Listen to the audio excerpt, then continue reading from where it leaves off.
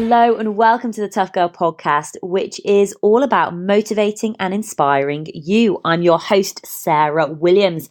Today, I'm delighted we're going to be speaking to Katy Parrott, who was a finalist in the BBC's Special Forces Ultimate Hell Week. She's an adventure seeker, a wildlife and expedition filmmaker, and has been described as Tinkerbell crossed with the Terminator. Please note during this episode, we do talk very briefly about her friend who lost her life to suicide.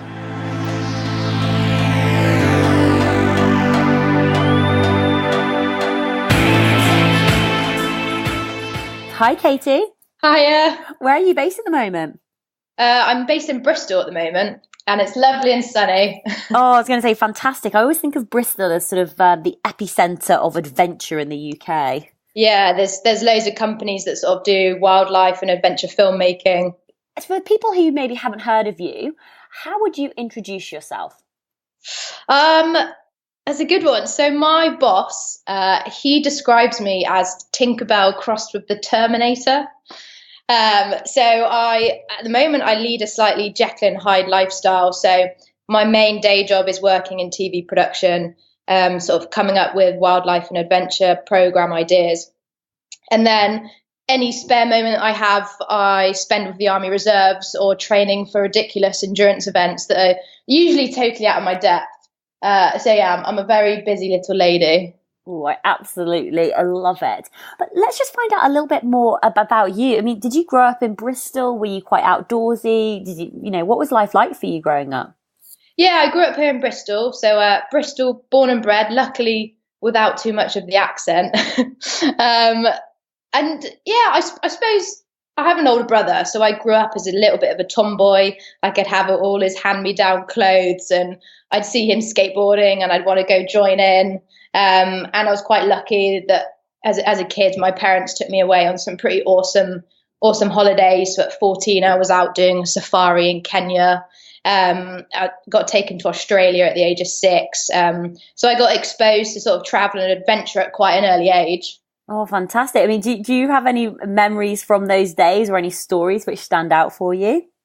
Yeah, so when we went the first time to Australia, we visited the Blue Mountains. And I was only 6 years old. I remember my mum telling me that, we were sort of hiking through the mountains, and I was just zooming off in front of her, and she could barely keep up with me. And I remember saying that my little legs were just going like a little mad, crazy, feral creature. She was like, oh, it's where she belongs. Oh, I love it, being outdoors. That's fantastic. I mean, when you were at school, did you get involved in anything like the Duke of Edinburgh Award or anything like that? Was that an opportunity for you? I didn't actually do the Duke of Edinburgh, sadly. I was so busy as a kid. I did a lot of musical theatre as well, randomly. So that took up quite a lot of my time. But I went off, I must have been about 17 when I kind of went on my first sort of expedition, and that was with school, and a group of us went to Nepal and hiked through the Annapurna Trail and visited a school and built them a fence.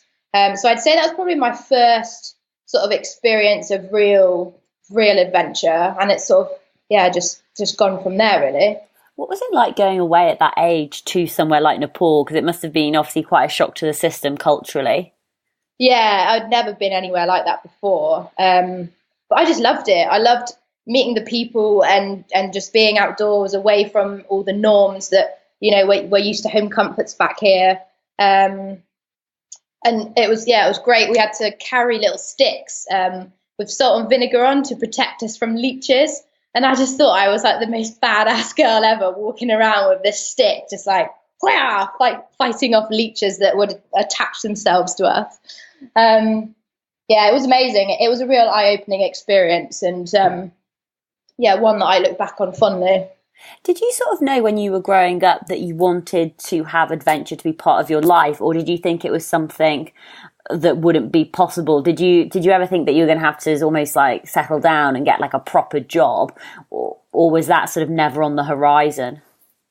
I never really thought that my life, my grown up life would revolve around adventure.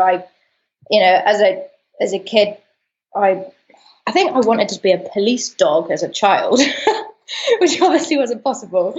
And Yeah, I didn't really know what I wanted to do as a kid. I just enjoyed lots of different things. You know, I did sport, I did theatre, I paint.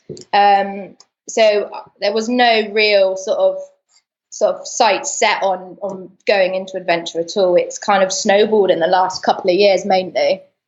Why did it snowball? What sort of happened? I think going on BBC Special Forces Ultimate Hell Week a couple of years ago was sort of the major trigger for that. I was always sort of interested in fitness and adventure, but it was never a massive part of my life. And going on Hell Week revealed this sort of weird physical and mental resilience that I didn't really know that I had. And from there, I've just springboarded into doing everything and anything that I can. So let's just sort of dig into that in a little bit more detail. Just explain what the BBC Special Forces Hell Week is, and then why you wanted or why you decided to apply for it. So it was a crazy series. It was the second series that they ran, where so 22 of us civilians, we got put through quite a large selection process. So had to go through 3 rounds of auditions, including sort of a psychoanalysis, fitness testing, team building exercises, medical, swimming tests. And then, 22 of us got picked. We got told 5 weeks before, you've been chosen. We got sent a pair of military boots and a training schedule and got told, we'll meet you at the airport in 5 weeks. And then they flew us out to South Africa to basically take part in a maximum of 2 weeks in special forces training. So every 2 days, it was a different special forces veteran from a different country. And we had absolutely no idea who they were going to be or what they were going to put us through. So every single waking moment was just a complete surprise. And there was 22 of us to start, 15 men and 7 women. That all obviously had some weird desire to put yourselves through training that involved sleep deprivation. We were training in heat up to 40 degrees, carrying, everyone had to carry exactly the same weight. So for someone like me that's 5'3", weighing, 56 kilos, I was carrying over half my body weight, the same weight as a guy that was 6 foot. And obviously, you had no idea how far you were going to get in that process either. So I applied mainly because a guy that I'd met from a previous show I was in. So when I was 19, I went on Total Wipeout, the BBC series, dressed in a Lycra tiger outfit, which was very embarrassing now I look back at it. But a guy I met on the show, he appeared in the first series and he knew they were looking for people for the second. And he got in touch saying, I think you'd be really great. I think you should apply. So I generally just say yes to anything, regardless of what it is. So I just went, oh, okay then. And then, you never really expect to actually get on them. And I know that, thousands of people applied. And that moment I got that call saying, right, you're through, you're going on that plane it was a bit of a, oh God, what have I got myself into? But I actually loved it. It sounds like a cliche, but it was quite a life-changing experience to go through that. And it's one of those things like physically I prepared for it. I was training up to 8 times a week before. I was running around with a Bergen on my back through Bristol, getting all sorts of strange looks. But mentally, you have no idea how you're going to cope in those situations when you haven't slept for days. You're constantly getting told that you're a piece of crap and you don't deserve to be there. You're not eating properly. There's extreme heat. I couldn't really ask my friends to spontaneously kidnap me in the middle of Tesco or anything like that. So it was a real physical and mental test. And I honestly went into it having no idea how I'd do. So I just wanted to take you back to that phone call and receiving the phone call. Had you been training almost up to the phone call, not knowing whether or not you get in? And then, or did your training sort of go up a level when you knew, right, I've got 5 weeks now until we go, I need to up it? I had been training sort of just normally, so maybe 4 times a week in the lead up. And obviously during the selection process, we had to pass certain fitness tests. So we had to do the military fitness test, which is press ups, sit ups, a 1.5 mile run. So we had to have a certain level. But then, yeah, getting that phone call, I then had to really tailor my training and try and condition my body for what it was going to get put through. So carrying lots of weight, which I wasn't really doing before, and training at stupid times when I least wanted to was quite a big part of my training, just to like force myself. So, mentally it was hard to get up at 6 o'clock and run around with a burger before work, or I train late at night when I'm knackered. So yeah, I really did have to ramp it up in those 5 weeks just to try and prepare my body for what it was going to get put through.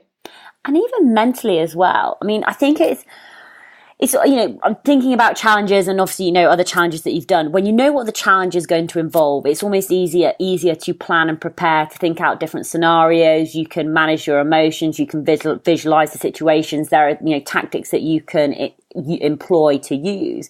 But because this is the unknown, did you even know where you were going to be flying out to? Did you have any idea of that you were going to be going to, say, for example, like a hot place, or did you think it was going to be cold, or was it just this complete unknown? And mentally, how did you cope with that? I mean, I can feel myself getting anxious. I did get slightly anxious when I got the call. I was like, oh God, I could get very broken from this. But when I applied, I had no idea it was going to be in South Africa.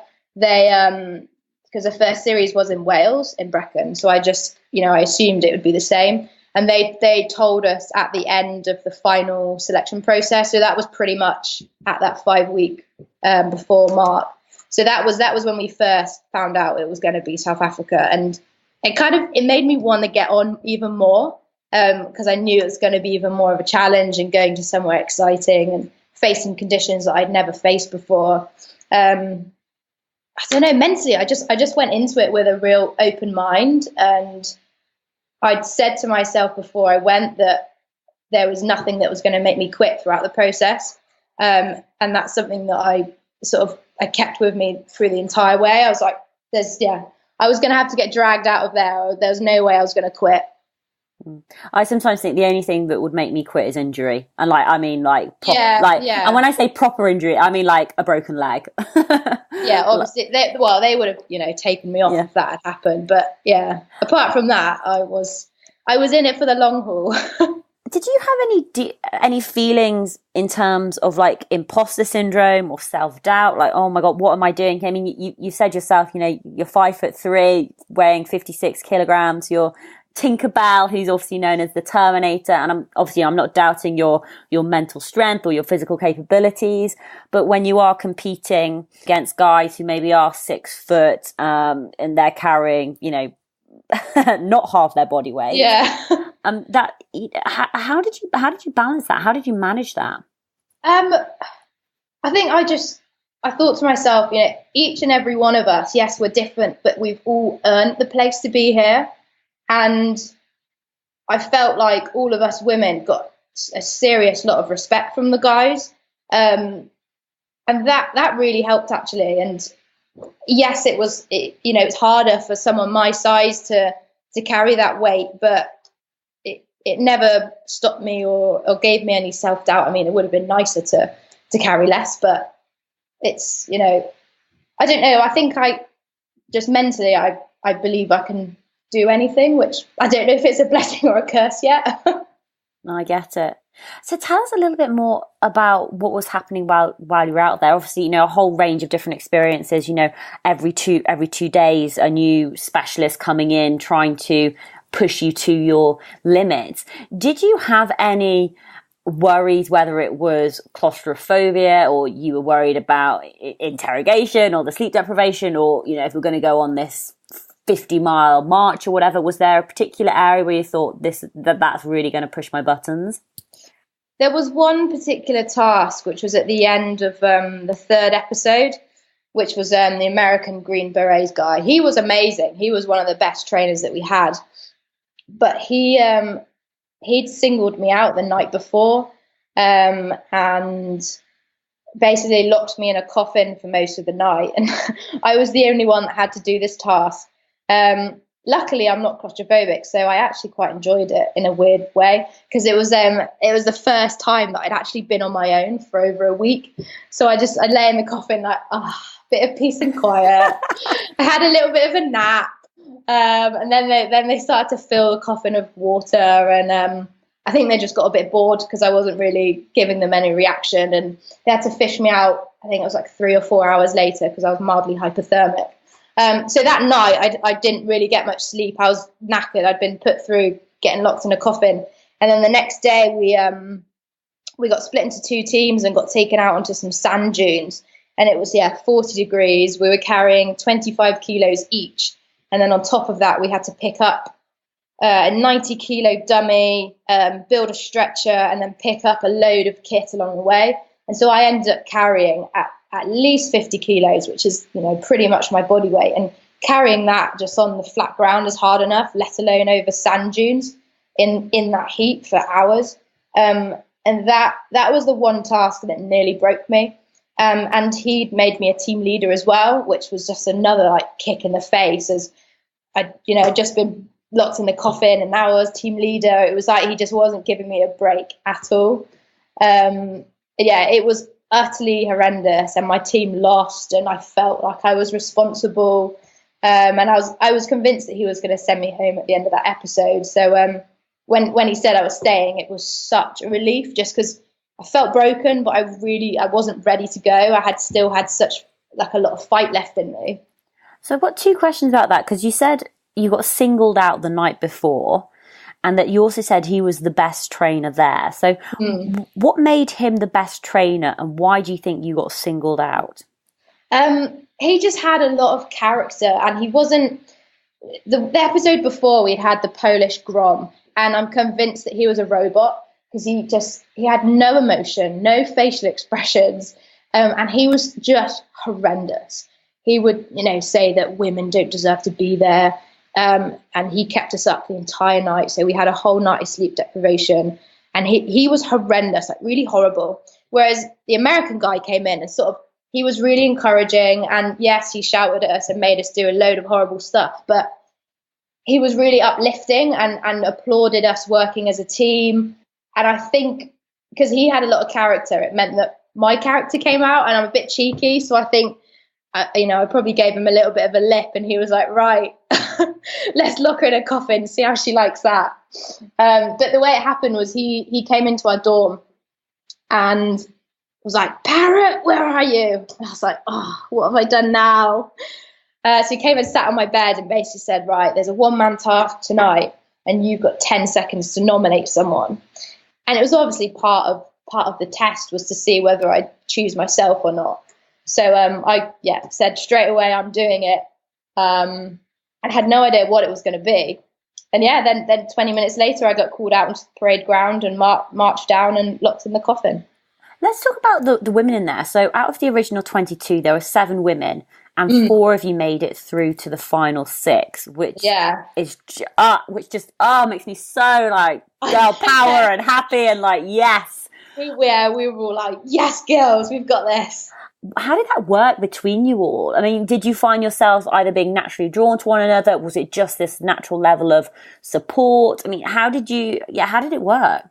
I think the reason that the 4 of us made it to the final was we were all really strong, and I think a lot of none of us 4 were going to quit under any circumstances, and I think we probably dealt with the authority a lot better than some of the men, and I don't think the men liked being shouted at by the special forces guys, whereas we kind of just played the game and just took it on the chin that, you might think I'm rubbish, but oh well, I'm still here.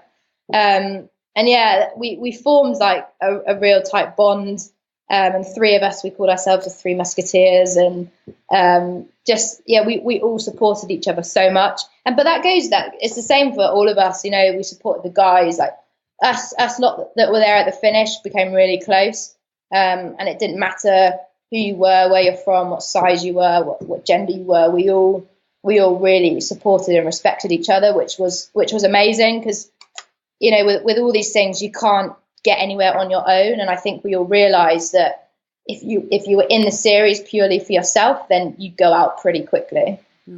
When was Hell Week? How long ago was it? So we filmed it just over 2 years ago, and then it appeared on BBC Two February last year. So looking back now, I mean, you said it was a life-changing experience, and obviously you've had a bit of time since the actual experience, the film, the TV program coming out. What do you think you learned most about yourself from going through that experience? I think the main thing is that you can put your body through so much more than you think is possible. And yes, you can physically train for things, but it's your head that's going to get you that, 80% further. And I didn't know that I had that mental resilience, I suppose, or the physical resilience. So it's like catapulted me into really wanting to see how far those physical and mental boundaries can go. And it was quite a good thing, because as soon as the show finished, I'd already planned to hike 400 kilometers through the Bulgarian mountains. And they'd said to me, if you get to the final, you're going to have a 2-day turnaround before flying to Bulgaria. And I was like, oh, don't worry, I'll be fine. I won't get to the final. I'll have a week to turn around. But yeah, because I got to the final, then I had to fly home from South Africa, pack, fly to Bulgaria, and trek 400 kilometers wild camping in brown bear territory and carrying 30 kilos of kit. And it was probably the best thing, actually, just to keep going on that adrenaline. And yeah, I needed a rest after that, that's for sure.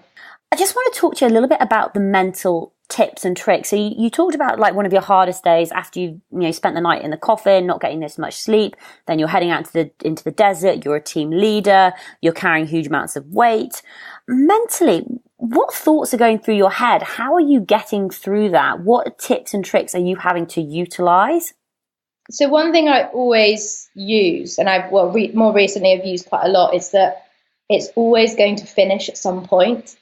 And it's so important to remember that, whatever pain you're going through or however difficult it is, it's not going to last forever. And I think that moment when you do finish anything that's difficult, that moment of sense of achievement is a massive drive for me. And giving up, I would just be really disappointed in myself, and I don't want that hanging over me. So it's, just knowing that it will end at some point. Would you just be saying that phrase over and over and over again in your head? Or as in like, it's got to end, it's got to end, it's got to end? Or were you using other mantras, or were you counting? Or, how are you keeping your mind occupied? Or were you not, if that makes sense? I don't think I was saying that in my head. I think, I don't know, it's like you go into it's like a slightly out of body experience. It's strange when you're in sort of that much pain and that much discomfort that your body just keeps going until someone lets you stop. It's strange, and it's something that I experienced only last weekend during my 100-kilometer run. That my body just, my mind went somewhere else, and my body just kept moving until I was allowed to stop. I find it absolutely fascinating. Now, you mentioned as well that after you finished in South Africa, got through to the final, massive congratulations, that you were off on another adventure, another trek, 400-kilometer trek. Could you just share a little bit more about that trek and how that came about? When I went to film the show, I was actually halfway through a master's in wildlife filmmaking here in Bristol. And as part of that, we had to create our own short film. And I knew I wanted to do something sort of adventure-based, and I managed to team up with a couple of zoologists that were interested in this particular mountain range. It's called the Rhodopes in southern Bulgaria. So the three of us planned to hike the length of it. So that was 400 kilometers through the mountains, wild camping, and we were sort of on the lookout for wildlife. So there's brown bears in the area, there's wolves, there's loads of birds of prey, so golden eagles. So I basically went there to shoot a short film for my master's and had an incredible time. I mean, for the month we were there, we didn't see one other person trekking in the mountains. And for days we would go without seeing another human. And we'd stumble across little villages that The people were incredible. I mean, they'd first look at us like we were from another planet because, no one really hikes around there very often, especially me, because they couldn't believe that a woman was walking around with a massive pack, almost, the size of me. But they were incredible. I mean, the local people would look after us and let us sleep on their floors or feed us strange and cheap cheese. It was an incredible experience. And the psychologist from the show said afterwards, you really need to have a rest because you put your body through hell for 2 weeks. And he said, and I said, well, I can't. I'm off to hike 400 kilometers. He was like, okay. He was like, right, 4 days. A week after the show, you're going to have a massive crash. You're going to have a massive come down. And he was right. 4 days into the trek, I just felt awful. I just felt broken and depressed. And I just said to the two guys that just leave me on my own for the day. I just need to walk on my own. Just need to have, time to process everything. And after that, I was absolutely fine. So on the trek, I'm trying to imagine it because I trek the Appalachian Trail. Is it like a footpath, like one that's easy to follow, or are you having to navigate it yourself? Like, is it quite complex navigation, or is it quite like rough terrain, or is it? It's pretty untrodden, so there was no direct trail. We had to create our own route through the mountains, and the only maps that we could find were 1980s Russian military maps. So we used them in conjunction with a GPS, and sometimes we were on little footpaths, sometimes we were literally pushing our way through forests and scrambling down pretty sketchy rock faces, crossing rivers, sometimes on roads. It was a real mix of terrain, and there's no, like I said, there's no actual path that exists all the way through there. So it was a matter of trying to find the least dangerous route. How long were you out there for? I was a month. What an experience. That must have been just absolutely incredible. It was amazing, yeah. So it was so beautiful as well, just waking up in the middle of nowhere and having views of mountain ranges. And some nights we slept on like dried up riverbeds and woke up with a tortoise in our tent one morning. It was just, it was unbelievable. And it just, people forget that we have these landscapes sort of on our doorstep in Europe. And, before I went, I had no real idea that these kind of wildernesses existed. And it was really eye-opening. I mean, it must have been fascinating being out there after going what you'd gone through. And then you had this crash 4 days in and you needed to sort yourself out. Was there any other challenges that you faced while you were out there? Or was it in comparison to Hell Week? Like, this is such an amazing holiday. My feet ended up in a pretty bad way. I had a massive blister, I think just from the pressure of carrying so much weight. Had a massive blister, basically the whole of my heel on one foot. So I had to put loads of gauze and tape that up every day. But in comparison, it was totally different. And I don't want to say it was a walk in the park, but it kind of helped me reset. Because, every day was fairly calm and just endless walking. And it also did restore my faith in humanity after being subjected to such horrible things by those guys, and then coming across these amazing people in the mountains. It helped me reset on life, and it was a nice recovery in a strange way. Oh, definitely. And what did you do to actually fully recover once you got back from that trek? So I did intend to sort of have a full week off when I got home from Bulgaria, just letting my body recover. But after 2 days, I was back out running again. But luckily, because I then had to edit my film, so every day I was sat in the edit, and so that did at least force me to sit still for most of the day and rest. How long did it take for you before you thought, right, I'm ready to do another challenge, I want to push myself again physically? And what did you decide to do next? So because I enjoyed Hell Week so much, I know that sounds odd, but I genuinely had the time of my life out there. a couple of days after I got back from Bulgaria, I signed up to join the Army Reserves because I wanted more of that. And I wanted to actually, I'd enjoyed the physical side of it, but I wanted to learn about proper soldiering. And so, yeah, that was, I've been in the reserves 2 years now. And that's taken me all sorts of places, put myself through all sorts of things I never, opportunities that I never thought that I would come across. What do you actually do in the reserves? Can you tell me just a little bit more about it? Yeah, so my role is a combat medic, but I'm attached to an infantry unit. So a lot of the time it's basically just me and a load of blokes, a load of infantry soldiers. So I do medic training, but I also learn all the frontline soldiering skills as well with the lads. But I'm also doing all my military mountain leader training through them as well. So I've been on 3 mountaineering trips over the last few years, and I'm about to go on my 4th one in a month or so. And what's the end goal from the army? Is it eventually to join up to the army? No, I've thought about going full time, but I love the reserves because it gives me. I'm too much of a free spirit. I'm too much of a free bird to go full time and get told where I have to be when. With the reserves, it means I have the freedom to train with them and learn new skills and do all the proper training. But I also have the flexibility to go off and do my own adventures, and that's really important to me. I like being able to juggle both and choose what I do. And with the regulars, the lifestyle isn't for me, I don't think. No, that's interesting. That's interesting. I was going to say, so you recently, massive congratulations, because you've just completed your first 100-kilometer run. Yeah. Absolutely incredible. Tell us more about that. Which 100-kilometer race did you choose? It was the Cotswold Way Ultra.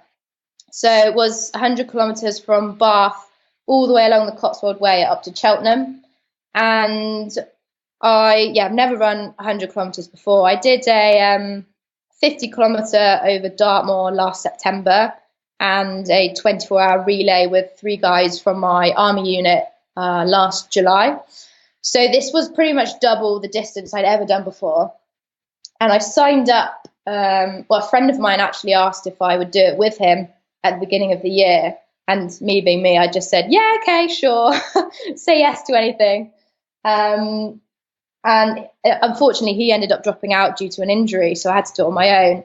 But I knew it was going to be a personal challenge for me, but I wanted it to have a bit more of a purpose. And sadly, a friend of mine took her own life last year, and I decided to run it in her memory and raise money and awareness for mental health. And I'm a strong advocate for believing that exercise in the outdoors is so important for physical and mental health.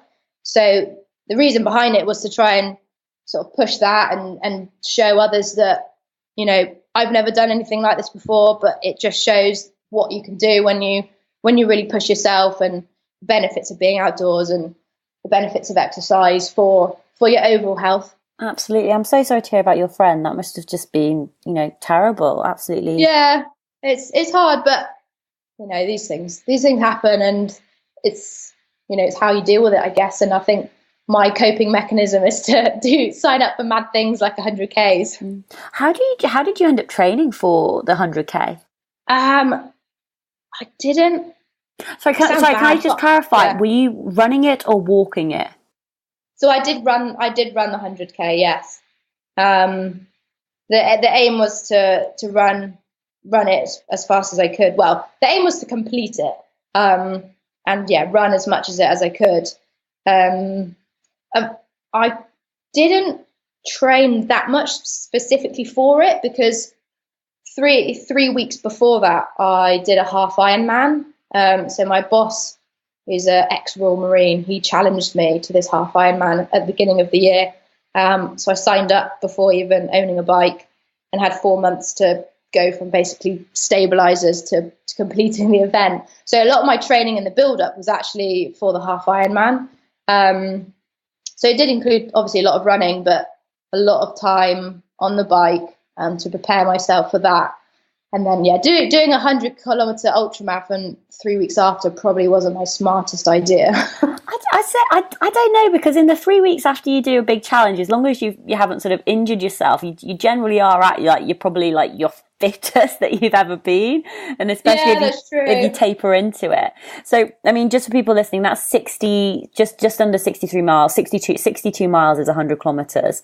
Yeah, so it's nearly 2.5 marathons back to back. What was the tough point for you during that race? Was it reaching the marathon, 26 miles? Was it reaching like the 50 miler? It was reaching the halfway point, the 50K, because some people had only signed up to do 50. I mean, that's obviously still a massive distance to do. But seeing people finish and seeing their relief and their happiness, but knowing I still had to do that whole thing all over again was really hard. And my feet were in a terrible state by then already. I had blood blisters under a few of my toenails. And so, yeah, getting my feet taped up and then having to crack on again in the 30-degree heat was a real challenge. And another sort of really low point was about 85K, 90K in. I was in utter agony and I was on my own. There was no one else around. And I think I just lost the plot a little bit. I'd made up this entire make-believe world in my head that I was, just to keep myself going, I nicknamed myself Lady Ploddington from Plodshire. And I just had to keep plodding. And yeah, that was a real mental test, was getting through that sort of last 20K or so. It was hard. But I have to say, sometimes it's doing what works for you. If you want to call yourself Lady Ploddington and it helps you to keep on moving forward, that's incredibly powerful. You talked about your feet, and you mentioned your feet a few times, and I think feet are fascinating in a weird way, especially when it comes to like the wear and tear that they're going to be put through when you start doing these big ultra challenges and these long distances, and you're dealing with blisters. Did you do anything in preparation to prepare your feet for this challenge? Or is there any tips and tricks that you have when it comes to managing your feet during events like this? So I taped up areas that I know have been hotspots previously. I use Luca tape. I think it's the best tape ever. It will stick on your feet for weeks if you need it to.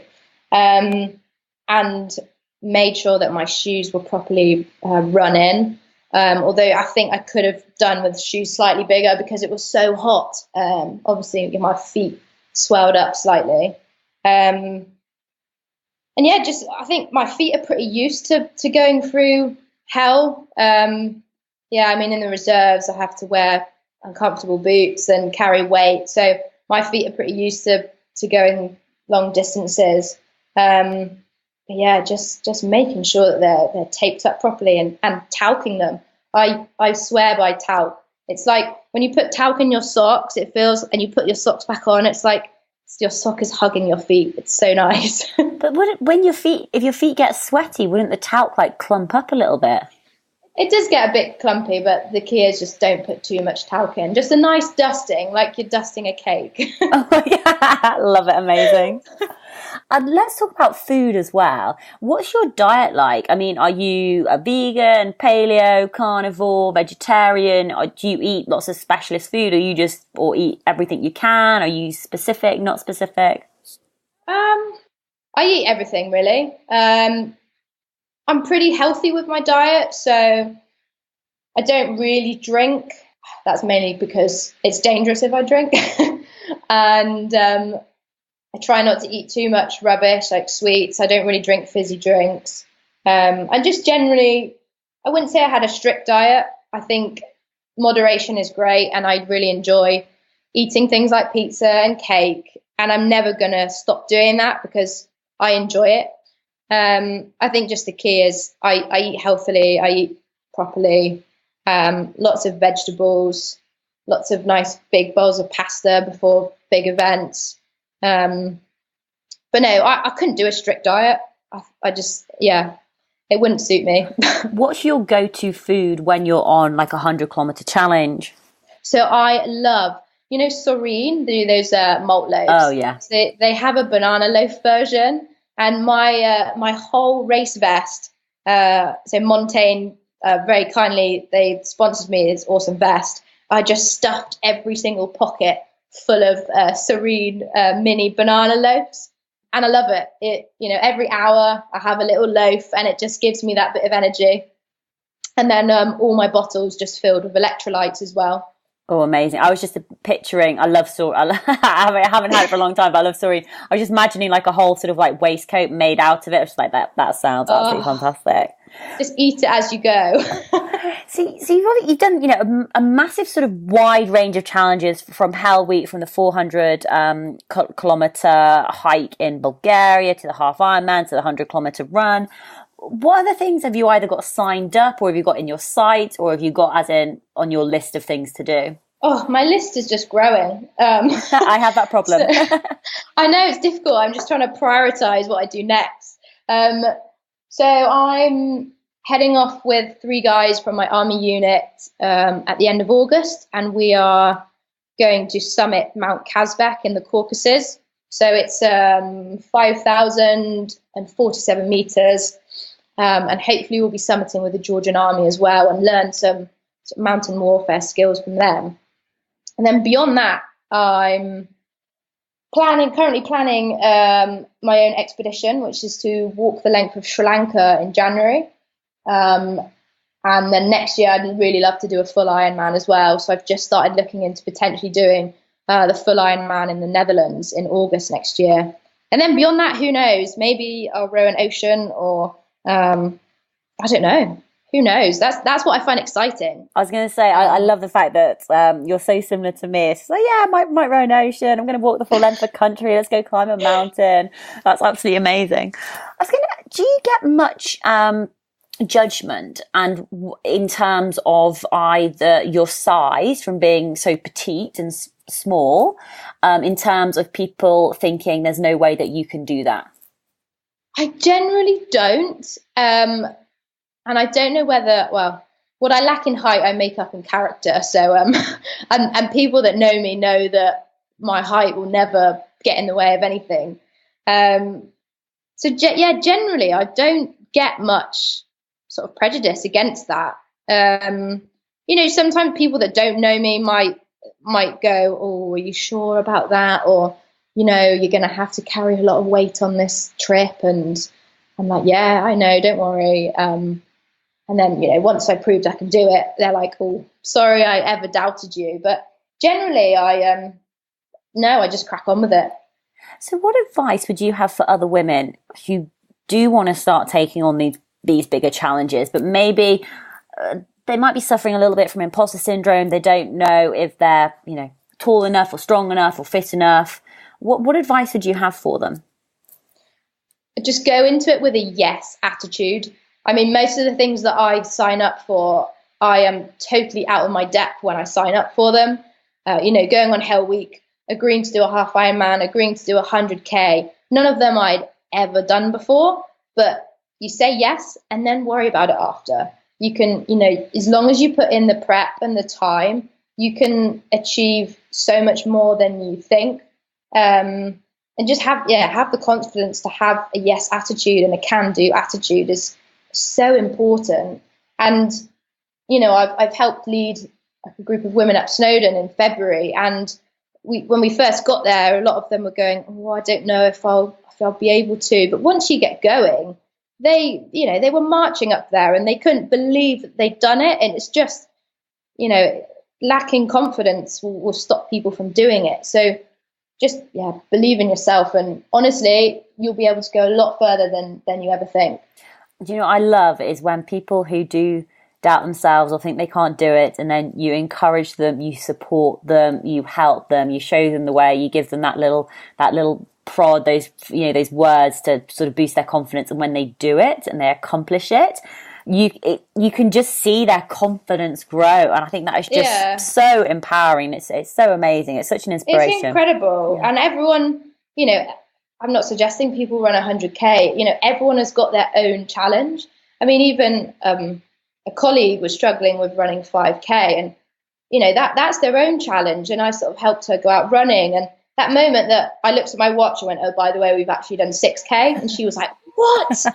And it's amazing. I think it doesn't matter how big or small the challenge is. If it's a challenge to you, then it's worth doing. And it's amazing when people do, conquer them. Do you know what I think is interesting? I wonder how much actually you and the other women who participated in Ultimate Hell Week helped with this, is that the Marines now are allowing women in this year. And I'm wondering if that is due to the impact of, men and women seeing you guys, seeing how tough you all were out there, and the fact that 4 of you got through to the final when there was only, 7 women to start with. It just proved a point. Do you know what I mean? That women can do these physical challenges. Women are mentally strong. They can, cope being locked in a coffin all night and get up and do the sand dunes. And they can be 5'2" and carry their, more than their body weight. I'd love to know what your thoughts are on sort of this new opportunity available to women. I think it's amazing, and I think it's about time that opportunity opened up. I just think the most important thing is that I would hate to see standards lowered just to let women in for the sake of letting women in. And I know that there are definitely women out there that can do it. And it'll be, I'm excited to see sort of who goes through and how they deal with it. And another really important thing is that the men there are receptive to the women, because if they're not, then it's going to make their lives really difficult. But there's definitely women that can do it. It might be a small number, but those few are going to be super strong, and they're going to have a massive point to prove. I was going to say, I completely agree. Standards, they should not be lowered at all. No. It should be exactly the same. The minimum number of push-ups, pull-ups, whatever the distance is for time, it has to be equal, or otherwise 100%. That's got to be equal. And like you say, there are so many women out there now who are just smashing it. So absolute machines. Yeah. And also I think all it takes is one woman to go through, and then everyone's like, right, how does she do that? Okay, that's how she trained, that's what she worked on, that's how she built her upper body strength, that's how she got super strong, and then more will follow. So I think it's a really exciting time at the moment. But Katy, where's the best place for people to find out more information about you, to follow you online and keep up to date with your adventurous life? So I use Instagram the most. So I'm always putting up pictures of my adventures, either with the army or mountaineering or trail running. So that's probably the best place. And that's katy.parrott. Other than that, I'm going to be honest, I'm really rubbish with social media. I prefer just to be out there, doing stuff rather than on my phone all the time. That is absolutely fine. That's not a problem. But what I'll do there is I'll make sure that I put the links to your Instagram account and to your Twitter account as well, so people can be kept up to date of all your adventures. Best of luck with your Sri Lanka challenge. Looking forward to seeing you complete a full Ironman, and we'll all be keeping our fingers crossed that you do go and row an ocean one day. That would be incredible. Yeah, maybe. We'll see. Brilliant. Katy, thank you so much for coming on Tough Girl Podcast.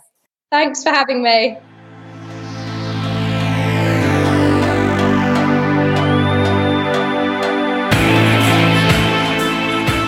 Hey Tribe, I hope you enjoyed that episode with Katy and it's inspired you to take on your own personal challenge.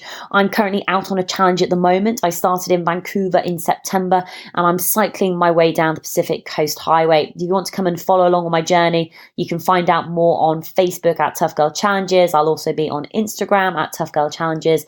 I will be vlogging as well. I'm not sure how regularly the vlogs are going to be coming out, but please do check out the YouTube channel. More information, as always, can be found at toughgirlchallenges.com, where you can find more details about me, my background, the challenges, what I'm doing, etc., and the books that I've written. You can also find more information out about the incredible women that I have had on the Tough Girl podcast and our future guests who are coming up on the Tough Girl podcast. So next week, we're going to be speaking with Jessica Hepburn. Jessica is one of the UK's leading patient voices on fertility, infertility and assisted conception. Having been through 11 rounds of IVF, she's become a pioneer in raising awareness of what it means to struggle to create the family you are looking for. Jessica's going to be sharing more about her adventures from swimming the English Channel and talking through why she wants to go and climb Mount Everest. An absolutely fascinating episode. Just want to take a moment to say a couple of congratulations to members of the Tough Girl tribe. Well done to Helen Langridge, who rode across North America. Absolutely inspiring. Well done. Tracy Cokill, who swam her first lake end to end and back. That's her longest open water swim to date. Tracy, massive well done. It's not easy to put yourself out there and to take on a new challenge such as open water and swimming. Well done for stepping outside of your comfort zone and getting after it and doing it. Good luck to Heather, who has been training for a 12-hour endurance race coming up in October. Heather, best of luck with it. I know you'll absolutely smash it. You've been working hard for this over the past couple of months. Now is the time just to enjoy it and have fun during this race. Massive congratulations to Lisa McCoy, who passed her official 1,000th mile on the British National Trails, which she walked in 2018. She thinks it's slightly closer to 1,200 because of all the ups and downs. But 1,000 miles is absolutely incredible. Massive well done, Lisa. Massive well done to all the ladies and members of the Tough Girl tribe who have been smashing it recently. So proud of you all for getting out there, stepping outside your comfort zone and taking challenge to the next level. Just remember, you are an inspiration not only to other women out there, but to your friends and to your family. You are helping to cause a massive ripple effect as other women are going to look at you and say, well, if she can do it, I can do it. So thank you for being such an incredible inspiration. If you want to support the Tough Girl mission to increase the amount of female role models in the media, if you want to give back, then please sign up to become a patron. If you go to patreon.com, patreon.com/Tough Girl podcast. You can sign up from $2 a month to $15, $25 a month. It really does make a massive difference, and it helps me to fund the running costs and to pay me a small wage so that I can start to make a living from Tough Girl challenges, as that is my dream. Thank you to everybody who is supporting, well over 200 of you. It makes a huge, huge difference. I could not do this without you. New episodes of the Tough Girl podcast come out every Tuesday at 7 a.m. UK time. Make sure you hit that subscribe button so you don't miss out at all. Have an incredible week wherever you are, whatever you are doing. Challenge yourself, push yourself, get out there, try new things, and I'll be back with you next Tuesday. Take care, lots of love, and I'll speak to you soon. Bye.